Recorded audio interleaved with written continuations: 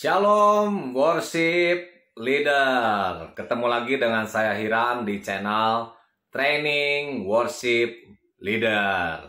Ya, di video kali ini saya ingin berbagi lagi 5 kesalahan worship leader yang seharusnya kita tidak lakukan. Atau kalau kita terbiasa melakukan 5 kesalahan ini, saya yakin bahwa sudah saatnya kita berubah. Sudah saatnya kita tidak lagi melakukan kesalahan-kesalahan ini. Oke, langsung saja. Yang pertama adalah kesalahan worship leader adalah menjadi seperti singer. Ya, saya melihat ada begitu banyak worship leader yang ketika mereka memimpin ibadah, memimpin pujian dan penyembahan, ya mereka seperti singer gitu.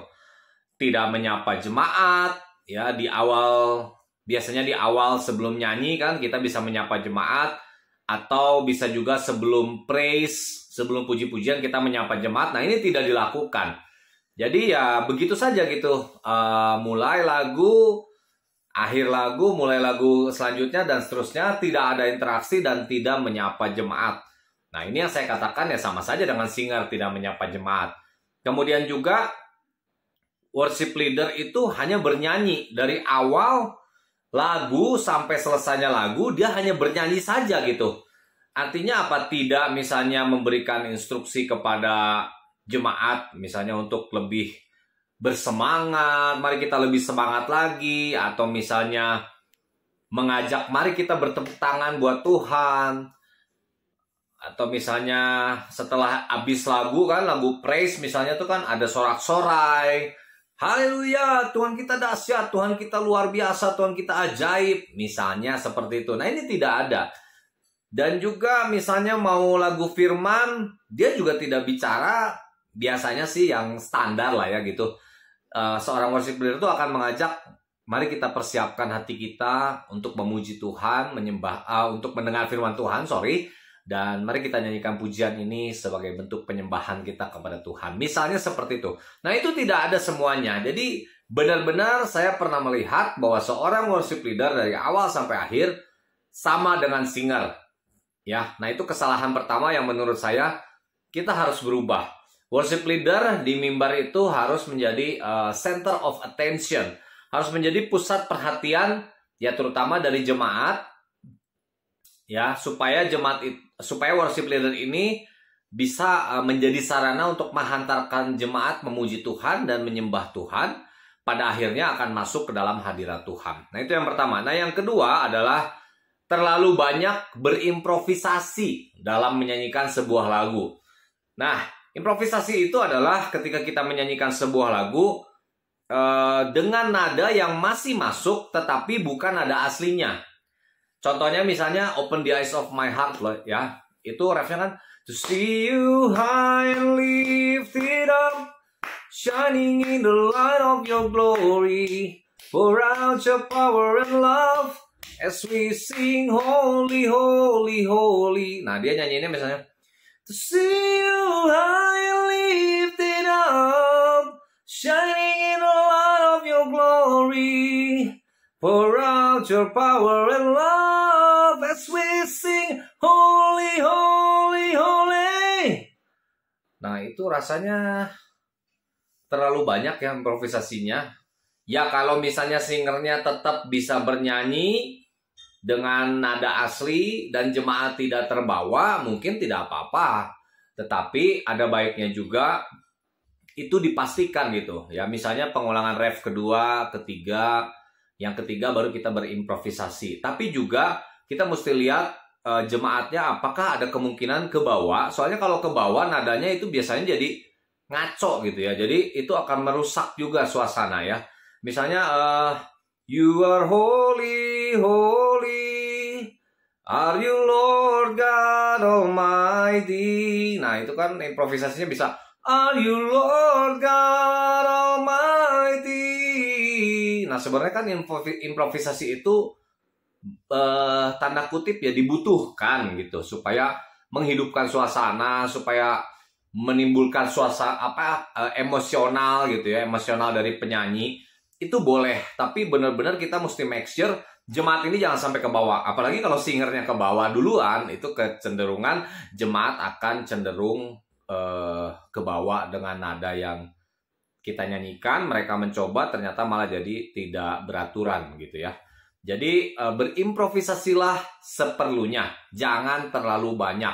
Misalnya terlalu banyak bersenandung juga kita sebagai WL, kemudian panjang-panjangin ya, apa motivasinya juga gitu kan. Jangan sampai untuk, ya kecuali kita nyanyi solo atau kita persembahan pujian ya, atau misalnya lomba, ya silakan berimprovisasi sebanyak-banyaknya gitu ya. Jadi yang kedua adalah terlalu banyak improvisasi. Saya anggap itu sebagai kesalahan seorang worship leader yang bisa menimbulkan yaitu kekacauan ya. Tanda kutip ya, kekacauannya. Bukan tawuran, bukan, tapi ya gitulah ya. Jemaat jadi bingung gitu. Nah, yang ketiga adalah tidak memperhatikan gestur tubuh. Nah, tubuh kita ini tanpa kita tanpa kita sadari, dia bisa berbicara gitu. Tubuh kita ini, gerakan kita ini bisa berbicara, tidak hanya melalui perkataan atau lisan atau mulut kita gitu ya, kita berbicara kepada jemaat. Misalnya kita pengen jemaat bersemangat, tapi kitanya sendiri gesturnya tuh nggak semangat gitu. Berdirinya loyo gitu ya, tidak ada gerakan-gerakan yang bersemangat, misalnya mengikuti ketukan, ada angkat tangan misalnya ya, atau kita ada gerakan bertepuk tangan ya, singer juga ya, WL terutama ada gerakan seperti itu, ada gerakan bersemangat, ada seperti gerakan menghentak-hentak mengikuti ketukan ya. Kalau gestur tidak kita perhatikan, maka itu sebenarnya juga bisa saja berlawanan dengan perkataan kita. Apalagi kalau kita tidak berkata-kata seperti yang saya bilang kesalahan yang pertama, ya udah itu akan menjadi kecenderungan yang loyo gitu. Kita pengen jemaat bersemangat, tapi gestur kita, postur tubuh kita tidak bersemangat. Nah, juga kita pengen jemaat khidmat syahdu gitu ya, atau pengen menyembah gitu, tapi kita sendiri mungkin takut ngangkat tangan, atau kita ya kaku aja gitu, menyembahannya begini aja terus gitu, nggak ada gerakan misalnya ya tadi angkat tangan, terus kita bagaimana gitu ya, yang buat kita nyaman aja. Tapi perhatikan gestur kita, jangan sampai gestur kita ini ya seperti seperti orang-orangan sawah gitu. Ya maaf ya, ini bercanda aja gitu ya. Kadang-kadang ya ada WL yang udah dari awal sampai akhir begini aja begitu gerakannya, nggak ada gerakan lain. Nah, itu jangan sampai terjadi. Saya anggap itu sebagai kesalahan seorang worship leader. Nah, yang keempat, kesalahan seorang worship leader adalah, nah, ini kita mesti tanya sama diri kita ya, apakah kita juga seperti ini? Yang keempat adalah menghilang ketika khotbah. Ayo, suka menghilang nggak kalau khotbah? Nah, jadi jangan kita berpikiran bahwa saya kan cuma worship leader di pujian penyembahan aja gitu. Kalau khotbah ya saya mungkin bisa ke WC, bisa mungkin ambil cemilan di bawah, bisa minum dan lain sebagainya ya. Atau bisa main handphone gitu ya. Pokoknya saya nggak perlu dengar khotbah aja. Nggak begitu gitu. Jadi worship leader itu ya example gitu, memberikan contoh. Dan juga dari situ sebenarnya kadang-kadang ketahuan sih WL ini motivasi pelayanannya apa gitu ya. Kok dia cuman pas PW doang dia ada, kemudian ketika khotbah dia ngilang. Kadang-kadang ada juga pembicara yang iseng gitu ya, dipanggil tiba-tiba WL-nya, wah geragapan gitu ya. Dia ya kalau pembicara misalnya tiba-tiba minta lagu, pemusik juga kadang-kadang ya seperti ini. Ya terutama WL-nya ngilang. Baru aja ketika dipanggil sama pembicara minta lagu, minta WL-nya juga bantu nyanyi, geragaban dah. Jadi kalang kabut lah gitu ya. Nah, akibatnya apa ketika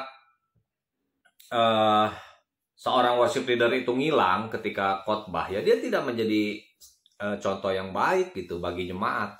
Seharusnya kan jemaat itu dididik untuk menjadi seorang jemaat yang memuji Tuhan, menyembah Tuhan aktif, masuk dalam pujian dan penyembahan, dan juga menjadi seorang pendengar firman yang baik. Tentu saja selanjutnya menjadi pelaku firman, yaitu urusan dari pribadi masing-masing. Setidaknya kita sebagai worship leader harus memberikan contoh.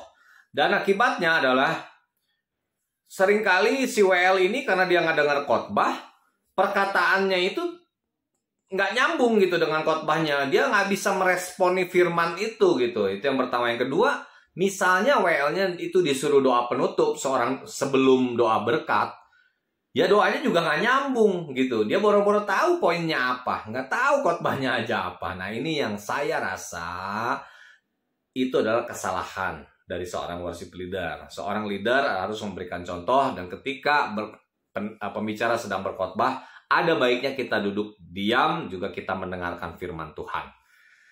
Oke, yang terakhir, yang kelima, ya, adalah kesalahan seorang worship leader adalah kaku. Ya, kaku artinya apa? Bukan badannya yang kaku, tapi dia tidak mengalir gitu. Tidak sensitif dengan pergerakan Roh Kudus. Wah, ini mudah-mudahan saya tidak terlalu tidak terlalu berat bahasanya gitu ya. Tapi memang itu yang terjadi. Di berbagai ibadah ya, saya itu sering sekali, ya pasti kita semua punya kepekaan dong ya kan, dengan pergerakan Roh Kudus. Kita merasa, oh ini Roh Kudus mulai menjamah jemaat, oh ini lagunya, suasananya membuat hadirat Tuhan terasa, bahkan bisa lebih kuat hadirat Tuhannya. Itu kan seorang worship leader itu harus punya sensitivity. Nah, kalau dia tidak punya sensitivity, alias yang kelima ini kaku, maka penyembahannya itu tidak mengalir gitu. Ya, misalnya contoh, saya kasih misalnya satu lagu, lagu pertama ya, maaf, dia ada 3 lagu. Jadi satu lagu sampai habis, terus medley, ya. Ada 3 lagu nih. Satu lagu sampai habis, terus dia medley, ya. Nah, misalnya di akhir lagu pertama ini, suasananya sudah tanda kutip ngangkat, ya nyembah aja di situ gitu. Kenapa mesti tetap dihabisin lagunya sesuai dengan latihan, masuk lagu selanjutnya, belum nyembah, belum di sini udah kelewat gitu momentumnya udah kelewat gitu ya. Bahkan ya udah terusin lagi sampai kita kan di latihan tuh nyembahnya sudah lagu ketiga nih, ya udah di situ aja. Nah, itu saya rasa, menurut saya itu kaku gitu. Kita harus jadi worship leader yang bisa sensitif gitu terhadap pergerakan Roh Kudus. Kapan kita harus nyembah? Misal di lagu pertama kita udah merasakan itu kan, ada pergerakan Roh Kudus dan suasana hadirat Tuhan itu kuat, ya kita nyembah di situ. Ya kita buang aja lagu kedua, ketiga, buat apa? Goalnya itu kan bukan untuk semua lagu yang kita latih kita nyanyikan dengan baik, bukan. Goalnya itu adalah membawa jemaat masuk dalam hadirat Tuhan.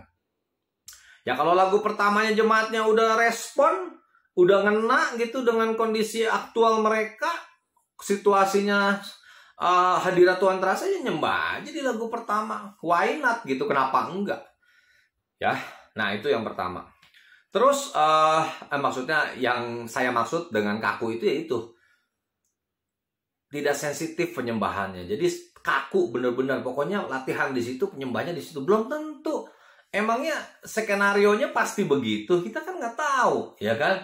Siapa tahu misalnya oke lah lagu pertama jemaat kurang respon, kita medley. Di lagu kedua ini jemaat udah respon dan hadirat Tuhan sudah terasa, pergerakan Roh Kudus terjadi. Ya sudah di situ penyembahannya. Kenapa mesti tetap lagu ketiga? Akhirnya momennya bisa kelewat. Nah, itu yang saya maksud.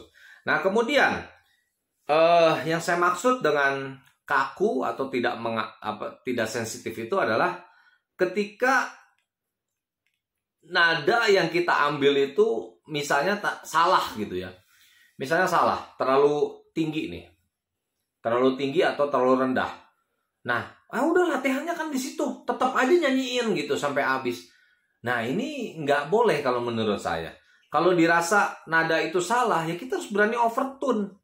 Kalau misalnya terlalu tinggi, ya kita harus berani turunin.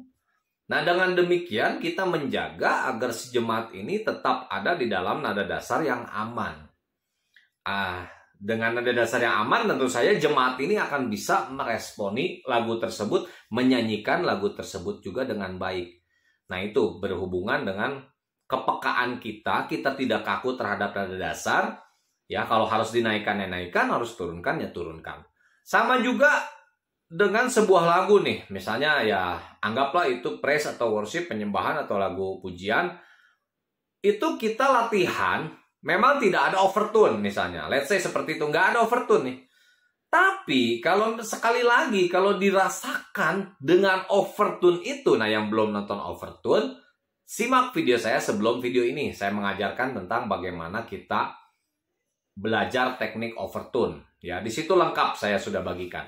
Nah, overtune, kalau misalnya kita latihannya memang ya nggak overtune gitu, tapi di tiga lagu tadi ya, lagu pertama ini udah respon jemaatnya, hadirat udah ini, kemudian dirasa nih kalau di overtune, ini kayaknya lebih ngangkat lagi, ya lakukan.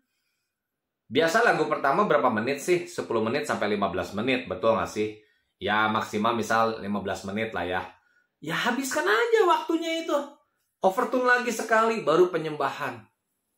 Ya, nah tentu saja worship leader harus didukung oleh tim musik yang baik. Nah, overtune itu kewajiban. Pemain musik harus bisa overtune, lower tune. Dan juga dalam penyembahan, ya ini terakhir sebelum saya tutup, yang paling penting juga worship leadernya ngalir, kasih komen, dia memimpin alur penyembahan, dan pemusik juga harus ikutin WL-nya. Jangan sekali-sekali pemusik ngerem dalam penyembahan, ya. Terutama yang paling bisa ngerem itu apa? Drum, ya. Kalau drumnya udah tiba-tiba ngerem sendiri aja, udah, ya bubar gitu, bubar jalan ya, udah nggak bisa. Paling ya WL-nya bisa tetap bersenandung, terus minta ngangkat lagi, ya bisa aja. Tapi yang penting semua harus sehati, sepakat dalam penyembahan supaya suasananya bisa ngangkat, ya itu bahasanya ngangkat. Oke, itu aja yang bisa saya bagikan pada video kali ini. 5 kesalahan worship leader. Yang pertama menjadi seperti singer, yang kedua terlalu banyak improvisasi, yang ketiga tidak memperhatikan gestur tubuh, yang keempat menghilang ketika khotbah, dan yang kelima adalah tidak sensitif atau kaku. Oke, jangan lupa like, share, komen, subscribe, bunyikan lonceng notifikasi. Dan sampai ketemu di video-video selanjutnya. Shalom, worship leader.